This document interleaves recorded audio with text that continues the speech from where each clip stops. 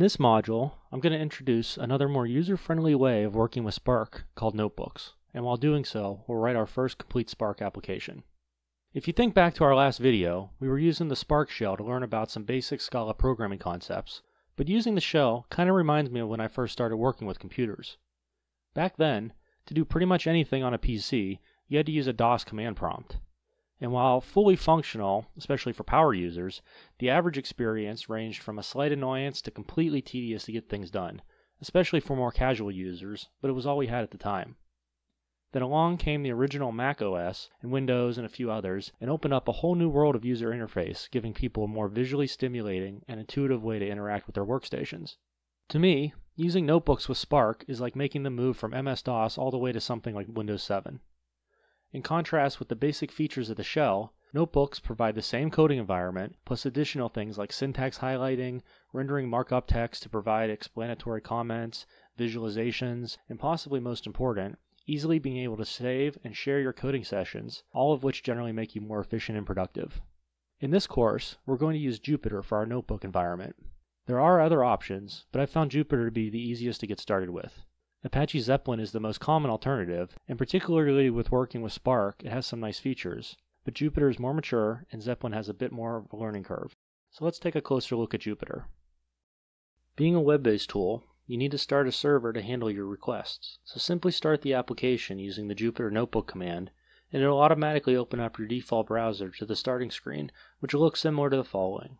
This is more or less a simple file browser screen showing the contents of the directory you started the notebook server in, but you can also see which notebooks are running, noted here in green, and also by clicking on the Running tab in the navigation bar. The important thing to point out here is that each notebook actually runs as its own application. So for example, you might have 3 different Spark notebooks open in 3 different browser tabs.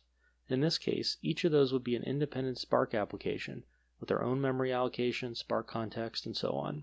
Also important to note is that simply closing the browser window will not terminate the application. You can shut down your notebooks either from this screen by hitting the shutdown button, or selecting one or more notebooks on the Files menu and clicking the shutdown button there. Make sure to explicitly shut down your notebooks when you're done, otherwise you can end up with lots of extraneous Spark applications running in the background.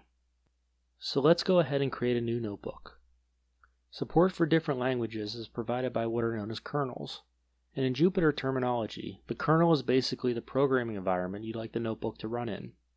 Now besides the default Python kernel, you can install different ones to make available in your Jupyter notebooks, such as Scala, R, Perl, and lots of other choices. Here, we're going to choose the Apache Tori Scala option, which besides adding Scala support, basically simulates the Spark shell session we talked about in the last video. The notebook will open up in a new browser tab, and we're then presented with the editing screen as you see here. Now, if you look at the top, you'll see that we're using Apache Tori, and there's a status message about the kernel starting. Now, when we start the notebook, the kernel will initialize a Spark context for you, behind the scenes, just like when we started the Spark shell. And also like the Spark shell, that context is available to you via the SC val. Now, the notebook is based on the concept of cells, where each cell can contain code or text being rendered using HTML or a markup language. And you can see that we have one cell in our notebook, and the type is set to code. So let's add some code. So as you can see, I can type some code directly into the cell, and then execute it by clicking on the Run button. And then you see the results in line, and it automatically creates a new cell for me below. You can also enter multiple lines of code and execute all of those together. To add markup text, you simply change the type to Markdown, and then enter some HTML which will be rendered accordingly. And this is great for adding text to your code instead of using comments, and you can mix and match code and text freely within a kernel like we're doing here. And beyond that, there's various toolbars and menus that you can explore as you create your own notebooks. So now, let's create a Spark application. In the sample data set accompanying the course, there's a common delimited file listing every FAA recognized airport and some info about each of them. airportcodes.csv. We're going to use Spark to load that file and see how many airports out of the total are located in California. In the last video, we introduced the Spark context. And besides configuring the Spark application as a whole and providing an entry into that application, it also provides the APIs to load data so it can be processed.